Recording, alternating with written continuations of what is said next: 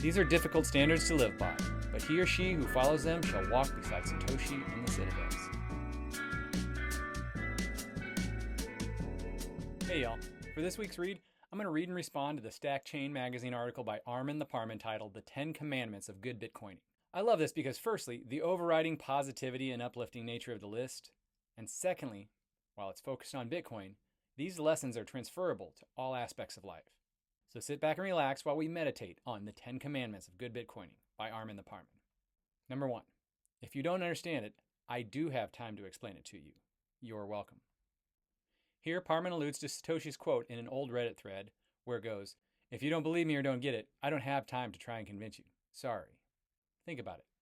You have the ability to be the one to help someone have a paradigm-shifting, mind-blowing epiphany in regards to Bitcoin. Don't take that lightly. Number 2, help people from getting scammed and stop caring if you're appreciated for it or not. I personally don't believe in altruism. I believe helping someone without receiving appreciation is still a selfish action. Why? Because of internal motivation. I don't need the external reward of a thanks. Might be nice, but that's not why we do things. We do unto others as we would have them do unto us. And that in turn benefits us. Number 3, don't attack a shitcoin victim. Attack the scammer. Shitcoiners know not what they do. They're not bad, but rather they're working with limited information. We have to be aware of their limitations. Scammers, on the other hand, are douchebags that have full knowledge of their douchebaggery. Attack the evil, not the ignorant. Number 4, be skeptical. Don't trust the science, be the science. Verify everything for yourself within reason. Run a node. If it's too hard, ask for help. This goes to the Bitcoin ethos of don't trust, verify.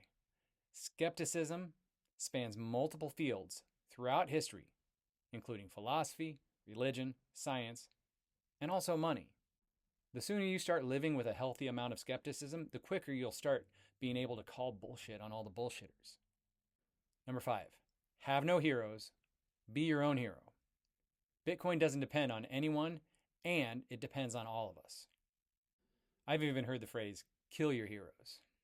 This is painful but necessary. It reminds me of the Eleanor Roosevelt quote, "Great minds discuss ideas, average minds discuss events, small minds discuss people." If you allow yourself to have a hero, you're effectively living in the small mind camp. Instead, consider raising your vibration by taking the hero's ideas and focus your energy on those. Hey y'all, if you're enjoying this content, make sure to like and subscribe. Consider sharing it with your family and friends. And as always, leave a comment below. I'd love to hear what you have to think. Now on to my 2 sats. Number 6, don't increase your wealth by hurting or exploiting others. Increase your wealth by helping someone else. Resist being selfish. Help humanity, not just you and your family. This is all about pay it forward. Bitcoin's disinflationary and eventual deflationary nature allows us to have low time preference. That means we don't need to live in a poverty mindset of filling immediate needs. As you continue to grow your stash, first make sure you're doing so by providing value to others. And second, figure out how you can align your wealth and your passion to pay it forward. Number 7, always ask where possible, would you like payment in dollar or Bitcoin? Then spend and replace. At the end of the day, your stack will still remain relatively the same if you spend and replace. Why would you do this? What changed? Well, you've helped expand the network. You've helped further distribute resistance money. You've helped proliferate an idea whose time has come. The better question is, why wouldn't you do this? Number 8, be open-minded and change your mind when it's called for with grace. Change someone else's mind in such a way to preserve the shitcoin victim's dignity. To me, a shitcoiner is a pre-Bitcoiner who has yet to have been shown the love and light of the warm orange aura. Aura.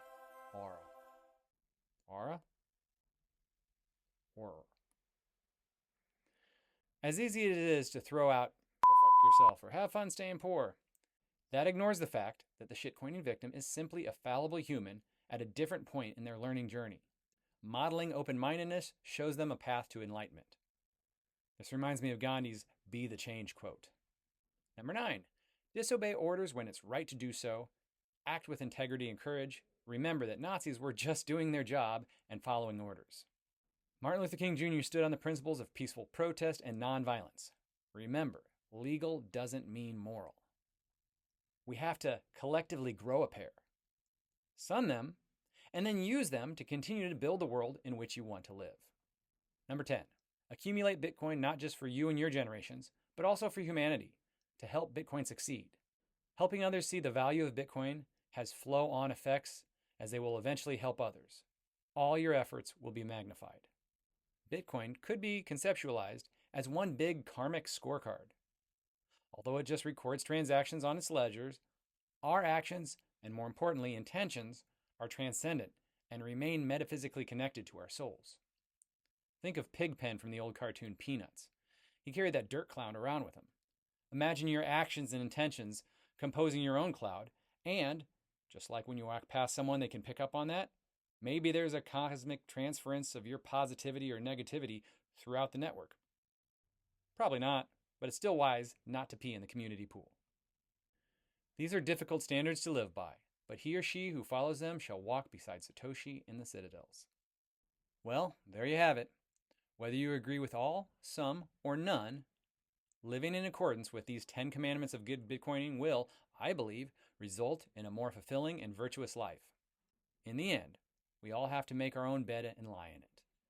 I believe Parman's list can help me better achieve the pinnacle of self-actualization. Thank you, Parman, for writing this article.